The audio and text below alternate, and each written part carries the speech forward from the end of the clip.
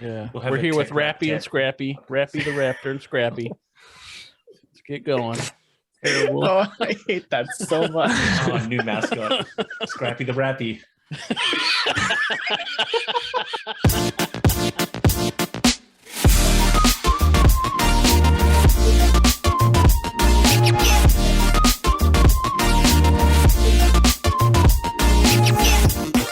Hello, everyone. Welcome to the TechRaptor podcast. I am Robert Scarpanito, your features editor.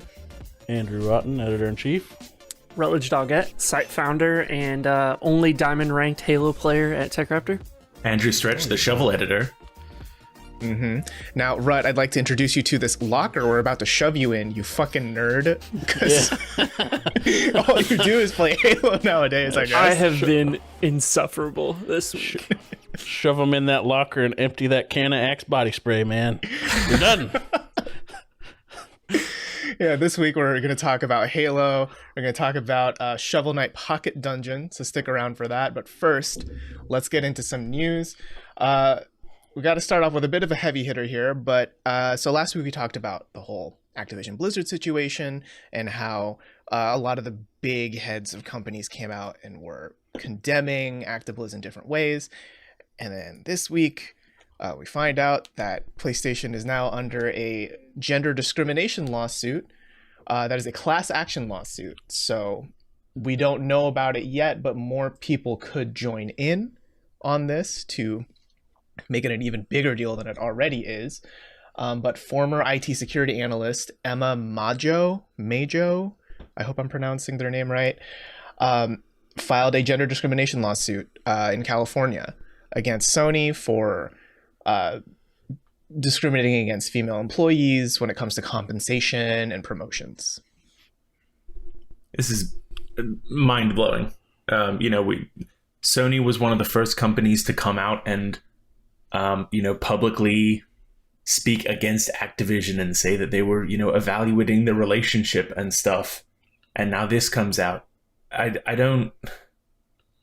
It doesn't make sense how it's 2021 and you can't just rate an employee based on their performance. Like there's enough metrics, there's enough tracking tools, there's enough everything. And for this woman to have, tried to ask about like what routes there were to a promotion and to get redirected to speak with a different manager or, get pseudo demoted. Mind-blowing. And it's not just once too. I think she got routed to multiple managers, right? She talked to like 2 or 3 managers. Yeah. Who all roadblocked. Yeah. It just sad. goes to show too, like you've got Sony speaking out internally about this while they've got their own problems as well. It just kind of shows the scope of this within the industry. Activision is one thing, Riot's one thing, EA is one thing, but if Sony and Xbox have the same problems, God forbid Nintendo, like at some point something's got to change. Well, I think it shows the sliding scale of awfulness that exists. Because I think we'd all be wrong to say this is pretty equivalent to Activision Blizzard. It's not. Like they're both awful, but this is nowhere near what's going on at Activision Blizzard. But it's, like I said, it's like kind of that sliding scale of PlayStation. They're still doing really bad shit. We can't let that go. And that stuff like what's going on at PlayStation is probably more common than like your CEO threatening to kill you, or something. Yeah. But still crazy. And this is one of those bigger stories that kind of goes beyond gaming also too. Like this is kind of corporate culture everywhere where women are getting treated like this. It's not like PlayStation's like this is groundbreaking, like they're the only company in the world to be discriminatory toward women. It's just that hopefully they're getting their just as I don't know, they're getting they're held responsible for it. Hopefully something happens with it. Yeah, because I think that's a trap that a lot of people can easily get into, right? Is that they point at PlayStation calling out Activision Blizzard, but then see this and it's like, oh, you're just the same. Yeah. And it's not quite that, right? It's not that suddenly it's okay that Activision did its shit because PlayStation's also bad. Like, no, you can't really compare the two in that way. They're both just bad. Well, not only that, but everything's complex. You can't just be like, okay, now everything they've said or done is bad because they have this bad thing going on with them. Even though it is pretty awful, like, does it negate the fact that the relatively good thing that Jim Ryan did and kind of calling out Activision Blizzard, be like, yeah, that's fucked up. Like, we should reevaluate that because that's awful. That still can be a good thing. It doesn't necessarily be negated by this awful thing that they're doing now. I'd be curious to see Jim Ryan's thoughts on this. Like, knowing that he sent out that memo, if he had any knowledge of it, and if he didn't, what his internal reaction was. But again, they're under active litigation, so he may have no way to currently say anything without it just making things worse. And he's always like less public. He's not much of he's not like a Phil Spencer who's glad to give you his opinion on about anything, which is one of the reasons that Phil Spencer's so great. Like, if all the big three, all the big companies had a Phil Spencer like person at the head or close to the head, this gaming would be so much better. I'll be so sad watching some news comes out about him. I'll be crushed. I hope not. Phil Spencer's the best. Yeah, I mean, I think that's it. Thanks for licking the boots there. I think that's the interesting thing, right? Is that if this had come out about Xbox, I would be surprised to not see a statement from Phil Spencer in the next few days. You know what I mean? I think like he's just so in control of the brand. Like, he is Xbox in a lot of ways that it would be surprising to not see him say anything. Well, but sure, with Jim Ryan, you know, he's very much a behind the closed doors kind of guy. I think he has been hit pretty hard with some of the things he said before. Like, lest we forget, he was like, who the fuck would play Grand Theft Auto 5 nowadays? That fucking garbage ass old shit. No one likes that, right? Believe in generations. It's another great line. Well, there's that. I mean, it might be very telling if, you know, if people like Spencer or other companies don't say anything now, they're like, oh shit, we have things going on. Are we just going to be seen as massive hypocrites now? Mm-hmm. What I would love to see would be some proactivity. Yep. Some, you know, even if, you know, in a situation like Nintendo, like any of the other large developers, I would love to see, you know, well, not that they would probably ever come out with it publicly, but I would hope to think that there would be some kind of internal investigation going to look within themselves and see, fuck, are we doing this? Like, whether it be out of self-preservation to not get caught in this same kind of trap that Sony seems to have, or PlayStation seems to have stumbled into, but also just out of like the you know, how this is not just a systemic issue in the games industry, but in industry. You know, we were kind of, I know that, you know, we were saying last week, or at least I said, you know, games do better. You know, I would like to see this continued momentum. Yes, we are learning about, you know, all of these bad situations, whether they range from bad to horrific. But hopefully the more it compounds, the more people actually have to engage with the problem, have to stare down that ugly truth and say, right, what can we actually do about this? How can we fix this? Mm-hmm. Yeah, well, part of like those companies know this is happening. They're not like, oh, what? You're telling me this is happening? Like, they're not caught out. Like, they know, and they're just like, oh, they found out. Shit. Like, the word got out about whatever's going on, and now they feel they have to do something. And part of it is like companies, very few companies, like it's going to be, we're talking like percentages of a percent of companies are going to be making major decisions based on morals. So anything to force a decision that makes business sense. I think I was saying this last week too. Like, I'm for, because they're just the way that society works, the way that everything is working right now. Like, the profit is what matters at the end. Does this make sense on this spreadsheet that I get Hidden more in the wallet. this way? Yeah. So even if breaking it down that cynically, I'm all whatever forces them to do the right thing. I'm cool with, because I know that we're never going to get that moralistic stance from any of them. Even though I was just talking about how great Phil Spencer is, like the almighty dollar is still the end of the day, what people want. I think we're seeing it from the new generation of game developers too. A lot of indie developers we're starting to see embrace no crunch culture and a couple other initiatives that are very, very positive. But I think it's going to take years for that to kind of ripple through the industry as you kind of have the old guard leave who are used to things going a certain way. I do think over time we'll see a more positive trend, but it unfortunately it's going to take time. I think as you get people who care about these issues start to step into positions of leadership and decision making, as well as even just starting their own companies. Mm-hmm. Yeah, hopefully over time these sort of situations will get better, or at least people will be more aware of it. And speaking of time, that's going to make Cyberpunk 2077 a good game, according to CDPR, right, guys? Because give it some time. Transition. Wonderful segue. Thank you. Wonderful segue. Start calling you Segway Scrappy now. Yeah. Oh, man. CDPR has come out, Project Red, they've come out and said, with enough time, people will think Cyberpunk 2077 is, quote, a very good game.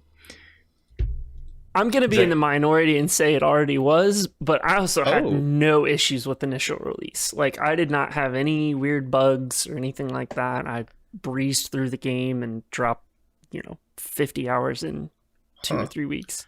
Your fandom of Elex makes a lot more sense. Yeah, you can stomach this a lot more with the BS you got to deal with that. You can blame Pan Am, because that was like the whole game for me.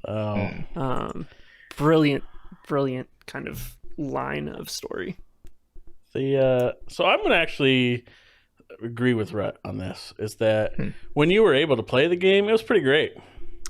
Yeah, great game. And I had the same thing where I'm pretty fortunate that I have pretty good PC that most of the problems I just didn't see at all. And I mentioned that in my review because I reviewed it for the site, that I'm definitely like not the normal case scenario with it probably. But I didn't, other than minor bugs that I would see that you'd normally see in like a Bethesda game. It's like, oh, this is just normal.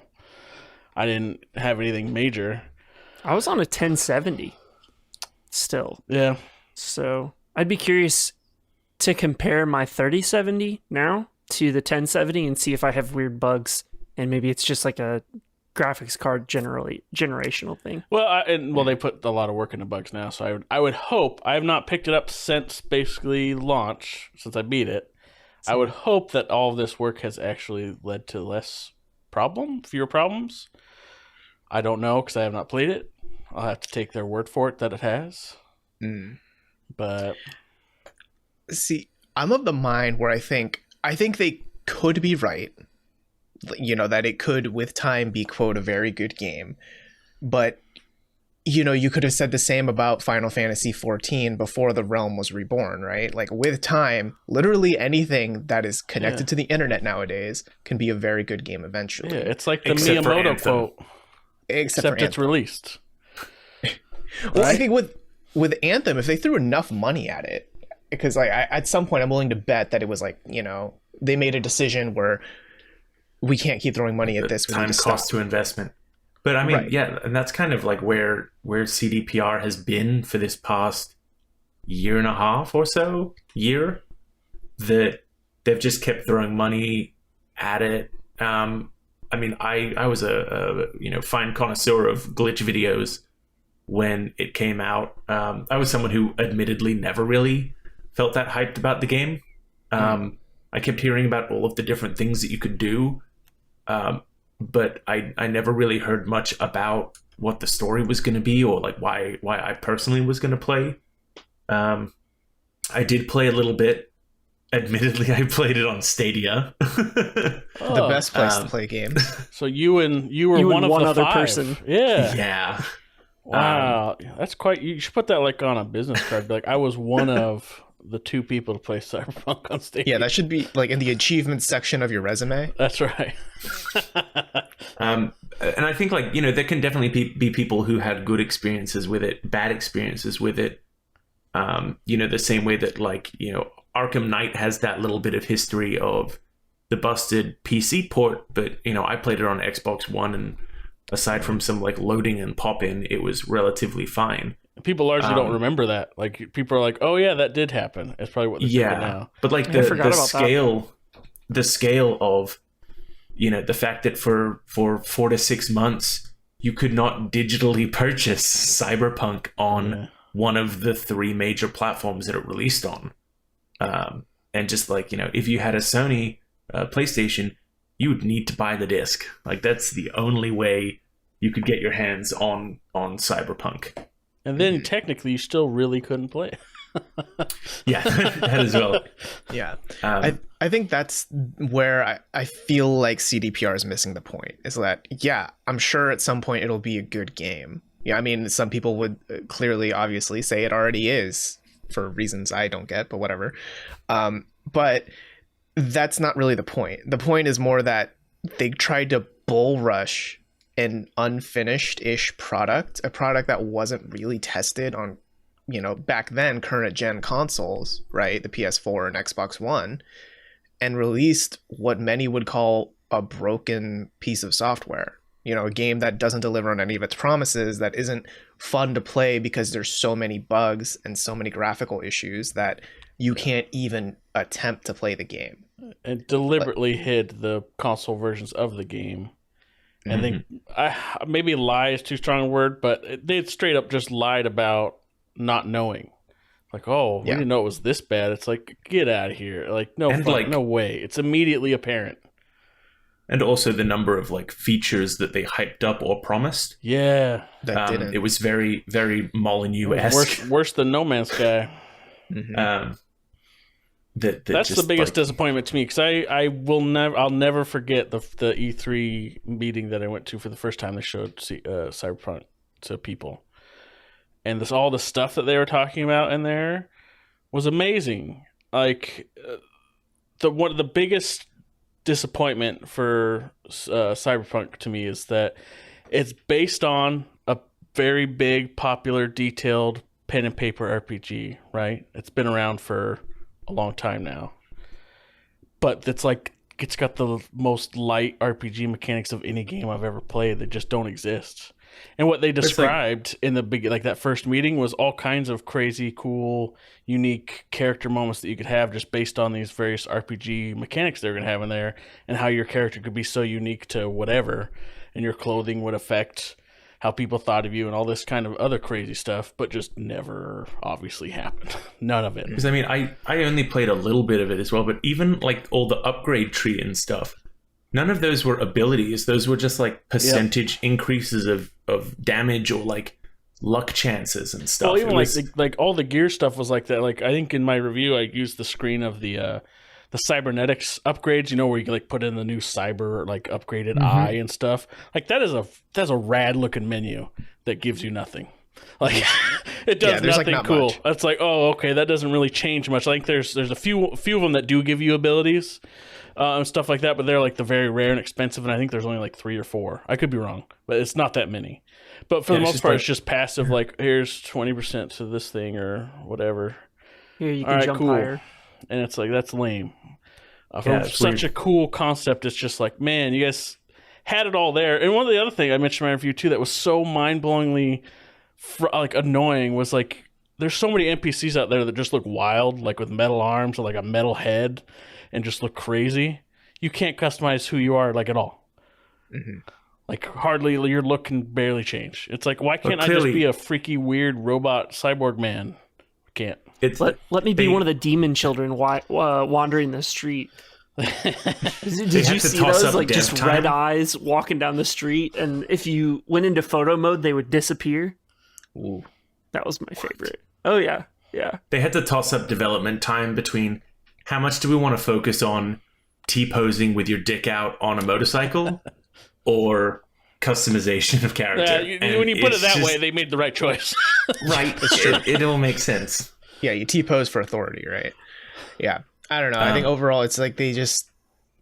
Sure, maybe in 2022 it'll be actually a good game to play, like fairly bug free, fun. And to get interestingly, we're kind of seeing the flip of the situation as well with everything that is happening with Halo. You know, that's about to release in 2 weeks, and that was a game that at launch people were like, whoa, what's going on? And they've taken the time. You know, they put out more multiplayer flights. They took time to up the graphics, up the look of everything, make it feel better. And I mean, you know, we're now a year later, and due to chip shortage, you know, we know that Series X are selling out as soon as they hit store shelves. But you know, people are going to be that much more confident in the Halo that they're going to be booting up in 2 weeks versus what might have happened if they did launch last year when they were thinking about it. Yeah. They also they've gotten it in press's hands pretty early, especially at some of the larger sites. And didn't with Cyberpunk, like, they didn't? I can't remember. They did. They did a preview pretty early. Yeah, they gave it out pretty early from what I understand, but they were very specific. Like, in your video reviews, you have to use this B-roll we provide you. You cannot use any recorded footage that you've done yourself. And that's the when it big red gets flag. shady. Yeah. Well, that whole thing, like when I wrote up a thing about CDPR, so I was dealing with getting the code for that for us. That was such a bizarre sequence of events to get that. It was like everything was weird, and like other reviewers were talking about it. It was very unusual to where, you know, the other reviews were already out from like the big outlets because they did the very select few to put the initial reviews out. Were well out already, and they hadn't given codes even to anybody else yet. And most people didn't get them till launch, and they were like several like very big people that would normally get them. They're being very cagey about stuff, and they wouldn't give people console codes if they asked. I was like, oh, this is bizarre. That's definitely a red flag. It was very strange. Yeah, it just makes you think that, like, I don't care necessarily if Cyberpunk's going to be like fixed up in 2022. Like, I'm sure it will be, and I'm sure the people who are still very excited about it will play it and enjoy it. But I think the moment has passed for it. Like, I don't think we're going to see a Cyberpunk 2077 Netflix series soon. You know what I mean? You're talking about the anime. Well, that's because it's getting a Crunchyroll show. Yeah. Yeah, that's true. I forgot about that. Wow. Yeah. I thought Netflix, are they doing that on Netflix? I thought it was a Netflix anime they were doing. Oh, is it Netflix? I just knew that they were doing I knew it was an anime. Yeah. Wow, yeah, I completely forgot about it. But that as well, like, nothing's been heard about it. I honestly wouldn't be surprised if that just completely got shelved. I don't know. I mean, like, as much as even with all those problems, like, it's still insanely popular and huge and sold a lot, and people do like it. The thing with it is it's got so much potential. The world's neat. Like, it's got quite a bit going for it. So we'll see. Their biggest problem was that they didn't give themselves enough time. They wanted to make, like, I was talking with someone in our Slack, they wanted to make a Red Dead Redemption 2 level, like, detailed kind of world, but didn't give them the 8-year development time that, like, Rockstar does. Like, they said, all right, we can do it in, like, 4 maybe-ish, right? No. No, you can't. There's a reason it takes them forever to release something. Well, beyond, you know, making billions and billions and billions of dollars off of one game. But right, continually, that's still like the best-selling game. I want to talk to people that are still buying GTA 5, by the way. Who are you? Who are these people? Why are you doing this? Like, why? Who doesn't have it that wants it? Doesn't want anyway. It's the same people buying their 7th copy of Skyrim. Even though Skyrim pales in comparison to GTA 5 sales. Like, it's insane. It's every time I hear them, it's so crazy. Yeah, it's probably going to spike up again when it comes out next gen, right? That's probably for sure. Yeah, for sure. Insane. Also, if you're looking for Cyberpunk guides, we have you covered. Yeah, we have like 1 or 2, maybe 3. Times like 4. Okay, yeah, we have a ton. Yeah, we've got a lot. Let's jump to our last news story of the day here. So, Ocarina of Time, some people would call it the greatest game ever, maybe. It's been recreated from that Space World 97 demo. So now we have the code. Well, specifically the Zelda reverse engineering team has the code, right? Which means we can... It's actually It's actually from a couple things. The Yeah. Space World demo was recreated based off the F-Zero cartridge, but then there's also the restoration project that the same time that the Super Mario 64 code came out in the big Nintendo Mega Dump, a lot of the source code for Zelda was also part of that. So it's been a plethora of different things that have caused this to be able to get recreated, either the Space World demo or the complete source code. So there's a bunch of news for very excited Zelda fans. That Space World demo especially, the Deku tree is entirely different. Instead of it being like you go in, you go up, and then you drop to the basement, it's got a full like inner stalk movement system that you go up. And a lot of this is stuff that also showed up in like pre-release screenshots from like Nintendo magazines, like enthusiast gaming magazines from like 1995, 1996, like. So it was wildly a huge different thing too, like way different. So it was a huge thing for people to be able to look at, these screenshots of locations that we have never been able to go to before, that we never even knew what they were tied to. And it's like, oh man, we have them. We have those rooms now. Right. Let's throw them together. Which means that it's pretty much open for modding now, right? Like someone out there could create a version of Ocarina of Time that has all that cutting room floor content in it in some way. Oh yeah. So the restoration project themselves have said that they're just doing it for the sense of preservation, to make it available. They themselves are not planning on going forward with any terms of modding or to create like a native PC port like we saw earlier in the year with Super Mario 64. But that doesn't mean that anyone else will follow that. Yeah.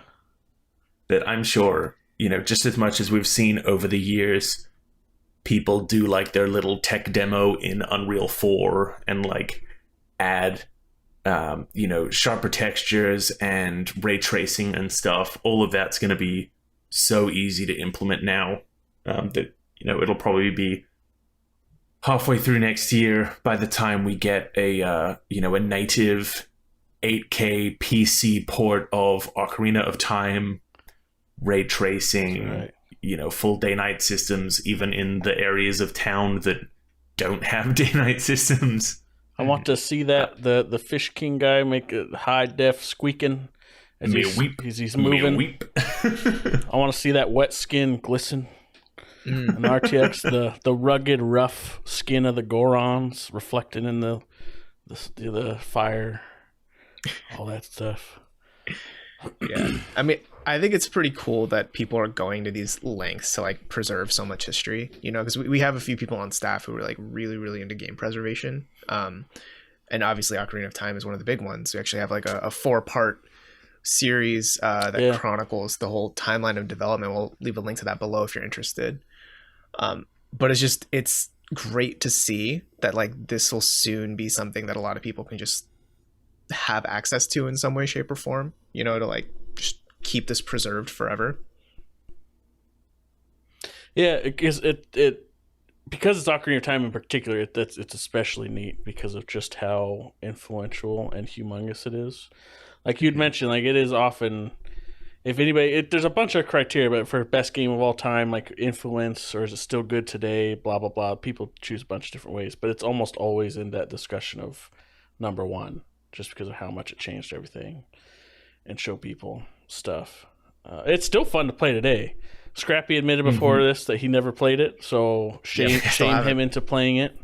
Do it because it's still fun. It's still enjoyable now.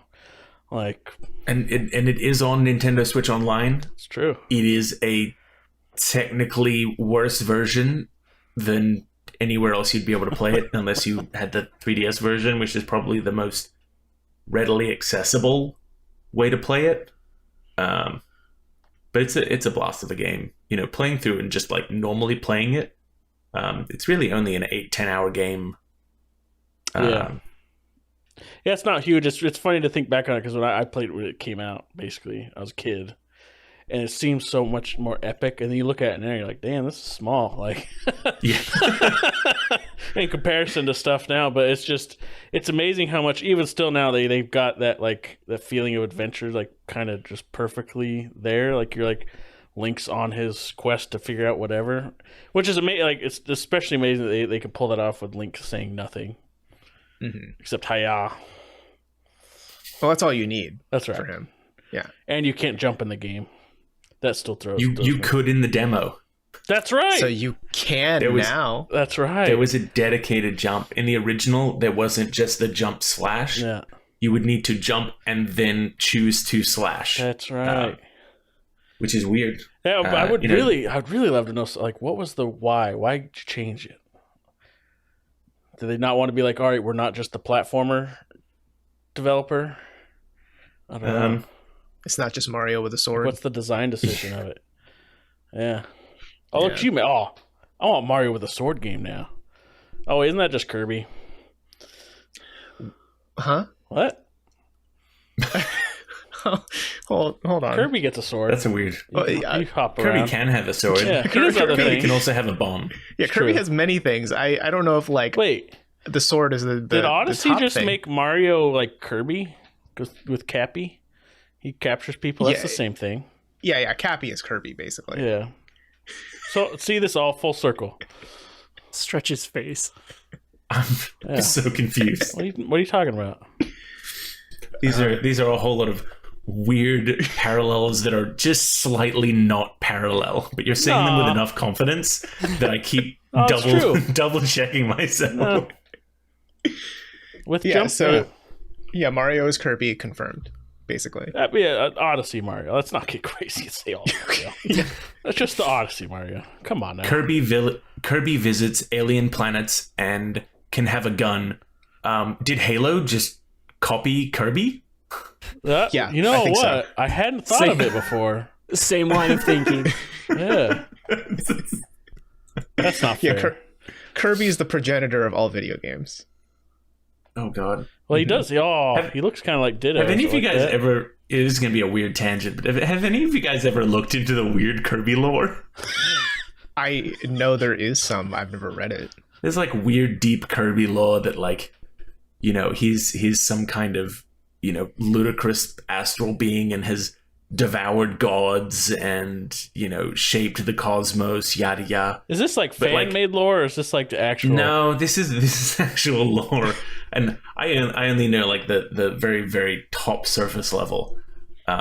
But if you want a fun rabbit hole research project, look into like some of the deep Kirby lore. Why and have it's we just been like, what- talking, wasting our time with is Kingdom happening? Hearts? What are we doing? This is time to do our spin-off yeah. podcast, Kirby. Kirby Pod.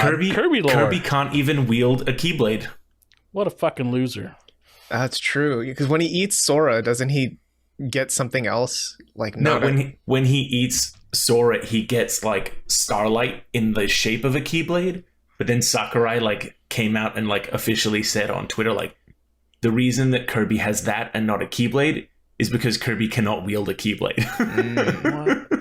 They just got into like the weird like ethos That's of the Kingdom amazing. Hearts lore to be like, yes, Kirby no Keyblade. Maybe that And was as you also- can expect, weekly, we have Yeah. gone right back to Nomura. So you think that was something Nomura said? It's like, all right, you can have Sora, but he's the only motherfucker that's wielding a Keyblade. All right, Yeah.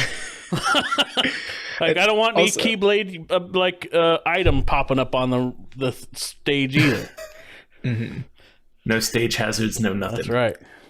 I do find it distressing with how brazenly and casually we all just said, yeah, when Kirby eats Sora, just straight up eats him entirely. Well, I mean, I guess Yoshi he eats eats them, people but he too. digests them very quickly, and nothing happens to him. Yeah. He gets pooped just out comes pretty out. quick. Yeah. Let's start talking about some of the games we've been playing over the past week. Speaking of pooped out, Speaking of pooped out. Speaking of Kirby, Yeah, Halo. speaking of Kirby That's right. pooping stuff out, Rut, can you tell us about your wacky and wild adventures in the Halo Infinites? Oh my god. Yeah, tell us about how intricately you photoshopped all those things you post in the Slack. Yeah, can you tell us how many people, when you walk down the street, say, "Wow, Rut, you're so fucking cool with your Halo Infinite playtime"? You sound like your my ranking. wife. She's been shitting on me all week. No, but I've been updating the staff as my rankings have progressed in Halo all week. I spent about 2 hours yesterday watching jump videos of like all the wacky jumps that you can do around the levels, and just kind of honestly, the level design is like superb. In terms of like, there's a lot of jumps that you don't think of, but if you can land them from a skill perspective, like it gives you an upper hand in certain areas.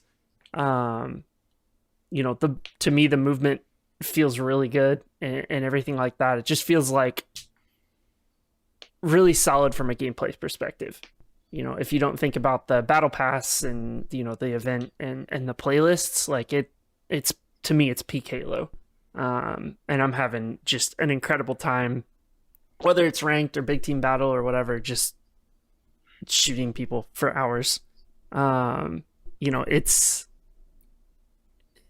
I feel like I'm back in like 2004, 2005 or whenever Halo 2 came out.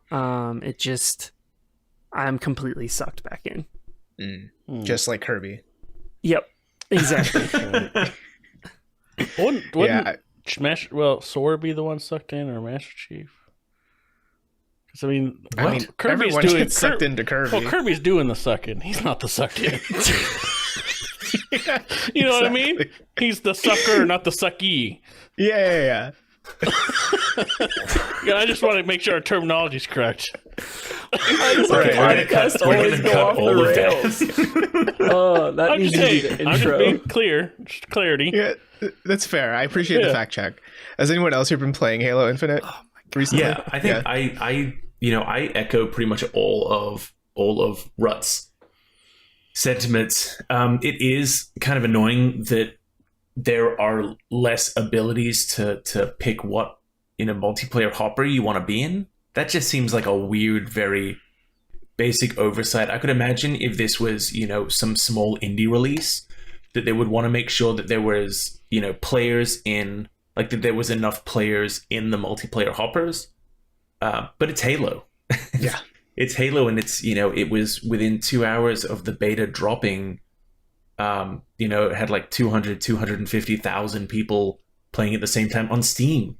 And that's not even counting Xbox PC players and Xbox One, Xbox Series players. Mm-hmm. And it's not that it's just Halo, but it's also free to play Halo. Yeah, free to play Halo as well. Like, we don't even need to shill Game Pass at this point. It's just like, if you want to play, go play. Mm-hmm. I'm pretty sure Xbox has also waived that gold requirement for multiplayer by now, right? I think for Halo. Because I know for free to play titles, it used to be that you still needed gold, but now they've shifted it. I might just be talking out of my ass. I've had Game Pass for like 3 years at this point, so I don't pay attention to that as much. Money bags over here, jeez. But the hoppers is so weird. I don't care too much about the battle pass. My aim going into a game of Halo is to never see myself, so I don't really care what I look like. But the gameplay options seem the weirdest to me. Yeah, it's the most limited a Halo game has launched with in terms of playlists. And I don't know if maybe it was like hey, we're just going to surprise launch this with a couple things and then flesh it out at full launch, or what. I'm sure they'll be coming down the line. I saw somebody data mining future events or something on Twitter the other day, and I was like, well, how do you already have that data? But okay. I think that we'll probably see them expand, and I wonder if a lot of it was just like, let's try and smack as many people into very specific queues to see if we can break matchmaking. Because the flights are one thing. I think that during the flights it was maybe 20,000 people on Steam or something, but when you throw 500,000 potential people in only 4 playlists, that you can probably break things there, and that hopefully they were hoping would, as they launch more stuff, that they can ensure that matchmaking is solid, because honestly, it's been really good for me. Yeah. Like I've had one crash maybe, and that got patched out. That was like the weird, you respawn in game and it kicks and it basically just crashes. But other than that, it's been really solid. And like from a ranked perspective, it hasn't felt like disjointed at all. I feel like I'm always going against people of my skill or slightly higher, rather than just stomping noobs the whole time. Right. So yeah, I really wonder, like, I would love to see the stats of where Halo Infinite player count for Infinite right now, and then player count that would be playing the campaign specifically when that drops on Wednesday, like next Wednesday. That's going to be a cool graph to see. I would kill for a cross-platform API. Like, just absolutely murder someone to see numbers concurrently across all platforms. Yeah, because like the thing I'm curious about is, like your other big shooters, like your Battlefields and Call of Duties, you have the people who like the campaigns or whatever, but like it's always the multiplayer. That's the big thing, right? But with Halo, I've consistently seen like, yeah, the multiplayer is very good. People really like it, but people, I feel like, are equally as invested in the campaigns. Like when the campaigns are bad, people talk about that. People know it's bad, right? That's like a big deal. So I'd be curious to see how many people just jump off of multiplayer to then focus on Master Chief and his adventures. That's probably the biggest part of it. Like the people that are into Halo are like way into it. Like they're super excited for that TV show that they've wanted for like 20 years now. There's so many Halo novels and stuff out there like that are not just like, a lot of games have like books and stuff and novels. Most of them aren't very good, so don't get them. But the Halo ones people like a lot, and there's quite a few people that are just way into the world that's been made. I'm sure that I would not be surprised at all to see the campaign like blow the multiplayer numbers out of the water at first. Well, yeah. I mean, it's not like you're going to still be playing the campaign like in June. Maybe. Who knows? Because that's something that I'm doing those no-hit lasso runs, just putting everyone to shame. It's I've also seen people on console start complaining about cheaters appearing, hackers appearing in the game, and requesting a way to lock out PC players from their multiplayer sessions. So it'll be interesting to see how a divide there gets created. Yeah, that's interesting too, because in the ranked, you're either crossplay or you're keyboard and mouse. That's it. So there's no way for console players to play with console players. Only. Yeah, that's interesting. Yeah, that seems like a weird oversight to me. Yeah, I wonder what the concern is with that. Well, I wonder if you're playing on Xbox, like the console, can you plug in a keyboard mouse? Yeah, you should be able to. Okay, interesting. I mean, I haven't tried plugging into mine yet, but I've been mostly playing on PC actually, and as a primarily Xbox gamer, I'll probably play the campaign on my Xbox. But I've been enjoying multiplayer on the PC just as much. Speaking of the campaign, it's nice to see. We don't get a lot of like, I don't know what the right word, like these prestige like campaign FPS shooters anymore. Like there's just not many games. Because I wouldn't even classify Doom in that. Like Doom's got like a really cool campaign and stuff, but it's always like rip and tear and just fuck shit up. Not like we're trying to tell you a story of whatever is going on. There's not a ton of those that come out anymore. Like there's the Metro series that comes to mind real quick, but there's just not these big budget ones anyway. Right. That come to mind real quick. Yeah, because I feel like whenever I play Doom, I'm like, yeah, there's a story here, and I get you're trying to tell it, but like, I just want to fucking the most you want to see is a badass cutscene of Doom guy doing something insane. Yeah, with Halo Infinite though, I feel like, I mean, yeah, it'll be cool to see Halo Chief, Master Chief do some badass stuff. Mr. Halo Chief, Mr. Halo himself do some cool shit. But I feel like most people are going to be more into like the lore and all that. And it's just we don't get a lot of that. I think the exploration's going to be fun. I think I have a feeling they're going to have some neat Easter eggs all over the place. Well, I know that people have already been posting that like early on in the game, in some base or something, there's a large LP case next to like a record player that has the original Craig meme face on it. Oh, nice. I love Oh, it. yes. Stretch, do you want to talk to us about Shovel Knight? The new Shovel Knight? I mean, so we had, kind of surprise announcement of Shovel Knight Pocket Dungeon will be releasing December 13th. This is the first of the new Shovel Knight games. They've spent so much time just adding and adding and adding to that original one. But this new one is a complete shakeup. It's like borderline like a match 3-esque game where you're on an 8x8 grid and you hop around as Shovel Knight and you can like combo together different monsters that you fight and stuff. I've been having an absolute blast playing it. I've already got 10-11 hours on it. And it's actually really interesting that it not only blurs the line, but it very, very frequently points out this line between you can play this game as a roguelite or you can play this game as a puzzle game. And it's quite interesting the way that it differentiates that with like, but it's also very free. It doesn't delve into this like, well, it's a roguelite, so it needs to be tough. You've got like some Enter the Gungeon like elements of purchasing relics that have a chance of showing up like in your pocket dungeon runs, boss fights to get more characters and stuff. But you can alternate a whole bunch of stuff, like how quickly the flow of time happens for like more blocks dropping down, or how many lives you have as well. Like you can go in with 1 life and try to beat the whole game with 1 life. Or you can go in with infinite lives, and that's kind of like the puzzle mode.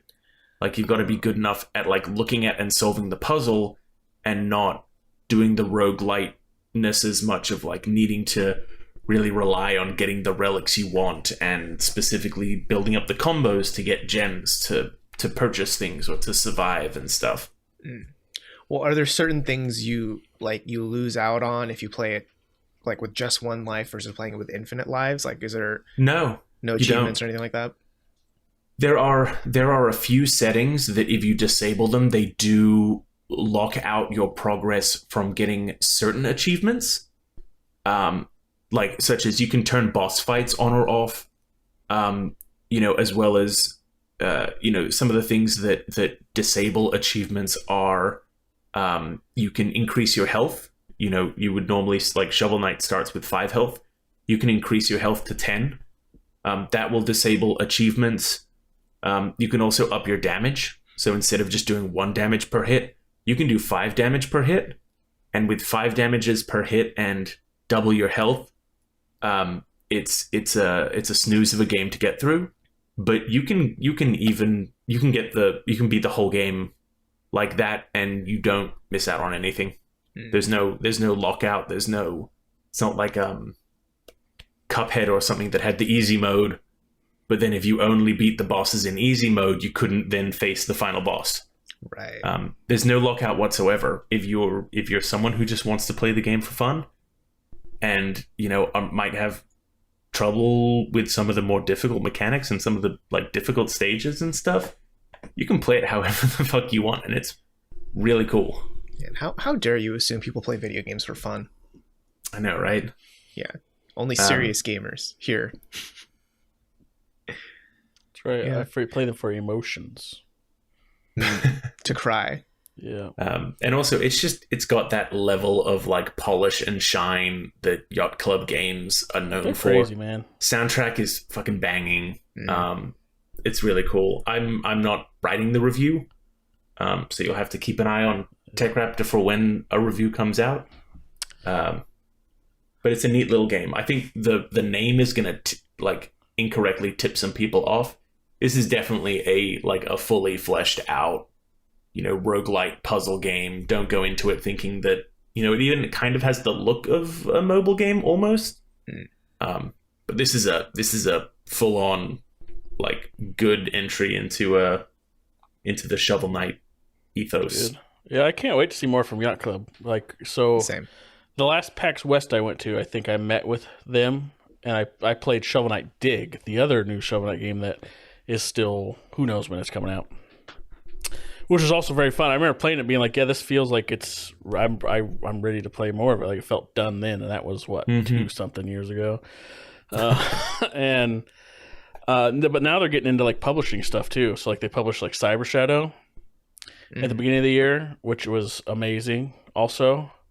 So they seem to just have this high level of competency and awareness of like, we know what makes things good, and they are just fine, especially with how I think Shovel Knight being as big of a hit as it is, it allowed them the ability to be like, yeah, we'll just take all the time we need. We don't care. What's interesting as well is like Shovel Knight, they've spent a whole lot of time on that, and that's, like a Mega Man inspired platformer. And then they've done a shift to this, which is like a matching puzzle game almost. They're probably like finally and something Shovel Knight new. Dig is also an entirely different concept for a game. It's so interesting. Like, yeah, they did add a whole bunch more campaigns to that first Shovel Knight.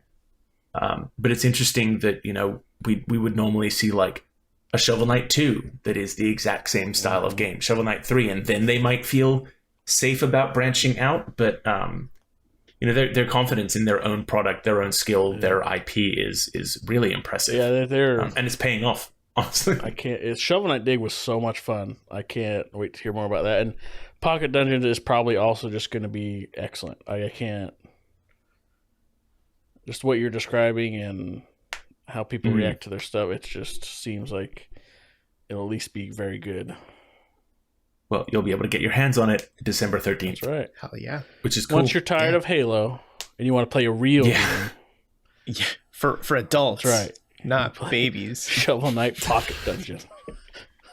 Yeah, Shovel Knight Pocket Dungeon. I can't wait to dig into that because it sounds like you're enjoying it, Stretch. I've been playing on and off for the past few months. Actually, I've been playing Lost Judgment, that Yakuza spin-off sequel game with that Japanese actor who's very famous. Here at TechRaptor, we do our research. We do. No, but Lost Judgment, I've looked at it as a comfort game for a while, just like a game where if I need something kind of, I don't want to think too hard about it and just want to do stupid shit, I'll play that. Because that's kind of how I see most Yakuza games in a way, right? Like they're very good, but they're also very stupid. That's why they're very good. Exactly, like the best way, right? And I think Yakuza does this thing where they really finally balance, like there are dramatic moments, like very serious, like played very straight moments, but then there's also like Kiryu punches a tiger to survive, right? Or stupid shit like that, or he like does karaoke, or he runs a cabaret club. And Lost Judgment, and I played through the prequel to Judgment, I think it has a bit of trouble nailing that tone, that weird tonal shift from like dumb and silly to serious, right? Because the story of Lost Judgment focuses on, you play as a detective, so you're not even like in the Yakuza, but you have a lot of friends who are ex-Yakuza, so it's still very much in that like the undercity, the deep seedy underbelly of the city, right? And the whole story is essentially you're hired by a high school to investigate some bullying, which is basically Ryuga Gotoku's attempt to like write a Persona story set in high school. That sounds very Persona. Yeah, you eventually become a counselor. And, you've run the mystery detective club or mystery research club. This is such an anime thing. Like this, Japan is obsessed with high school with what they make their media. Well, it's because everyone in Japan knows what high school is like. It's a very common touch point. Yeah. So it's easy to write stories there. So you do spend a lot of your time in this high school, and you can do a lot of these side quests where you basically like investigate other clubs at the school. So, without being a high schooler, you're basically a high schooler. But then there's this bigger story outside of the school where like, okay, yeah, at first you were hired to investigate some bullying, like, and it's pretty serious. Like there are kids who commit suicide because of how, you know, horribly they've been bullied in the school, and you're like digging into more information, and you find this like interconnected like Pepe Sylvia web of like, you know, it goes all the way to the top. Like literally, it goes all the way to the top. The government is involved in this, right? Of course like, they are. Of course it is, right? And it's this gritty, dark story of like, yeah, it's pretty good. But here's where the tonal shift happens, right? Is when you walk around the streets in Kamurocho and in Ijincho, right? Yakuza or street punks or like Liuman gang, like a bunch of people in gangs will like come up to you, and that's how you do random encounter fights, right? Mm-hmm. They've also added high school delinquents. So you are a mid-30s man in tight jeans and a leather jacket beating the shit out of high schoolers on the streets. This is great. And you're saying that this is your relax game? This is what you like to do? I guess. He lives a few blocks from a high school. Scrappy enjoys beating up high school delinquents. It's just such a weird tonal. Like, you're investigating, like, you care about these high schoolers, and you're like, I'm sorry you're being bullied, let me help. And then you step outside the school and bully kids with your fists. The kids that are bullied by their parents at home, so they bully kids at school. Now you beat the shit out of them too. Yeah, exactly. Like, hey man, he's off the clock. That's true. He needs to let loose as well. Yeah, let off some steam. Yeah, and it's just something that I found so hard to wrap my head around, is that like, it just feels so weird to want to emotionally help these high schoolers while also just like, your character has no Are you qualms. telling me he doesn't even like think about the morality of like, should I be hitting these kids? Are you telling me this is an example of one of my Probably. favorite terms people like to do when they talk about games seriously? Is this an example of ludonarrative dissonance? Kinda, Oh, God, yeah. shut up. Is it? It is. I would think so, yeah, because like there's no remorse when it comes, like you beat up these kids in the same way you beat up Yakuza thugs. So literally no remorse. Because I'm picturing, I've been playing Yakuza. I'm new to it. Been playing it for the past year and a half or so. I'm just picturing the like insane finishing of like what you do to some Yakuza. Like you basically bend them in half and like Yes. just crush, like basically break their spine. You're just doing that to high schoolers. That kid will not be walking to school. Yeah, you're picking up like motorcycles and smashing people in the head with them. Kinda. Oh, because so Yagami, he's not as like brute strength as Kiryu. Yeah. He's more like nimble. So he does some stuff where he like power slides through 3 dudes and then handstands and like puts his legs perpendicularly and spins around like doing breakdancing, but he's kicking 3 people in the air while he's doing it. But then he's doing that to fucking 16-year-olds. Oh. It's so weird. And I finished the game over the long weekend, and you know, I think for the most part it sticks the landing with like delivering on that serious grittiness, and like, you know, it gets into the whole like, what is the meaning of truth? Is truth subjective? Whose justice is the right justice, and all of that stuff. I think it lands that fairly well. It's just that the journey to get there can feel a little bit off. It feels a little bit like they overlooked some of how their thematic elements clash with their gameplay elements. So ludonarrative. Is it like that? Yes. Is it like that shock to your system when there's a serious cutscene going on and the camera pans across to your custom created character who has a giant red wig and blue skin? Just like, I don't know. It's like one of these things. One of these things is not like the other. the Just Cause kinda. ones or the GTA ones where just stuff's exploding because you like parked a car nearby and it just explodes behind you. People flying through the air. Yeah, it does have that feeling of like, this is a little bit weird, especially when you know, you're talking to people who are like parents of kids who committed suicide because of bullying, and they're talking to this detective, and all I can think is the detective in his head is like, I hope I didn't beat up that kid like in the streets before he did this, you know? Damn. How is the pacing of the story? Because I've tried to get into a couple of Yakuza, and I just find that the pacing is sometimes few and far between, because they want you to experience all of like the side quests and how much the game has to offer. Yeah. Yeah. So I think the way I played it probably speaks to it in that when I played it a lot when it first came out and then took a break to play like Guardians and a few other games and then came back to it over the weekend. So before I stopped playing it, I was 30 hours in and maybe halfway through the story because I did so much of this. Like I wanted to do a lot of the side quests, especially the high school ones because they're pretty good. And then when I got over like this past weekend, I was like, I'm just going to mainline the story. And I finished the other half of the game in like 8 hours. Wow. Yeah. Okay. So if you want to mainline the story, I bet you could finish it like sub 15.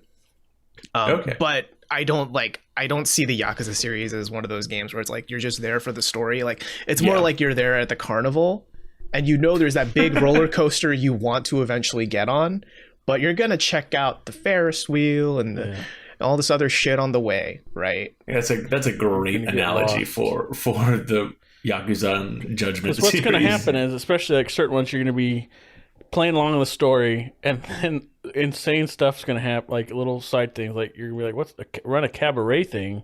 What? That seems weird. And then you're like, oh, I just did that for 6 hours. And just that.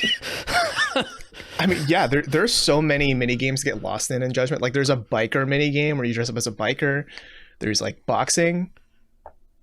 There's a robot. There's basically battle bots. Yeah. They have the racing, the little cars. I forgot what they called that. Dragon Kart. Yeah. There's that. And they have just straight up old Sega arcade games you can play too at arcades. And yeah, there's a video game club in the high school, and you have to actually play Virtua Fighter against the kids. And that's beat just them cruel. Yeah, I think because when I played a little bit of Like a Dragon, they've got like the whole, like the entirety of Virtua Fighter 5 in that game. You can just, you load it up and you're suddenly at like a completely new menu screen and all characters are unlocked, and you can just play Virtua Fighter within a different game entirely. It's very impressive how cool. fleshed out they get a lot of these little mini games. Some of which are like tied in story wise to the bigger story tangentially somewhat, but some of them are just their own. Like just that's your own thing. That's its own thing. Mm-hmm. Yeah, I think actually the way they use Virtua Fighter in Lost Judgment is kind of cool because you're trying to figure out like which of these kids is cheating.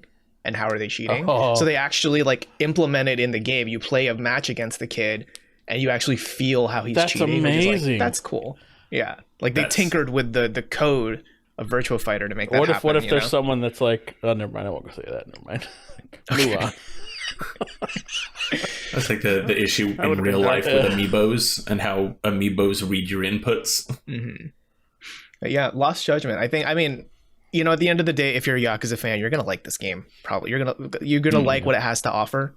But I also think it's a pretty decent jumping on point for anyone who's like, what's all? Do you have to play Judgment before Last Judgment, or should you? You can. Okay. I think there's enough like flashbacks in Lost Judgment. Like they do that thing where whenever they introduce a character from the first game, someone quickly chimes in. It's like, oh, isn't that the guy that did this and that? So. If you don't play Judgment 1, you'll get enough context. Okay. Yeah. I won't play them out of order, but I just wanted to ask. Fair. Yeah. Are you disappointed that there likely will not be a third? Kind of, because I think Yagami is a cool character. He's just like the right amount of goofy, but also like, because Kiryu is like silent, smoldering, intimidating. Yagami is like he thinks he's in an action movie, kind of. Like he has one-liners and stuff like that. So I think he's a fun character, but I know Ryuga Gotoku, they're working on a new franchise, right? So who knows what that'll be, but I am very interested. As long as it has that same wacky, weird shit they do, I am in. Yep. I would be surprised if it did not. If it was not that like level of weird. For sure. Well, I think that's our show for this week. We hope you had fun. It's just as much fun as we had here. Hope you had your pickles last week. Oh, yeah, that's right. No, move on. They didn't sponsor us this week, so we can't say their name. But Hope you enjoyed the pickles. If you like the show, feel free to leave a review on Apple Podcasts. That helps us a lot. Or if you're watching on YouTube, give us a thumbs up, like, comment, subscribe, all of that jazz. And if you want any more video game content, news, reviews, features, and all that stuff throughout the week, you can check out TechRaptor.net, where we publish things daily. We'll be back next Monday with another episode of the podcast. And until then, see ya.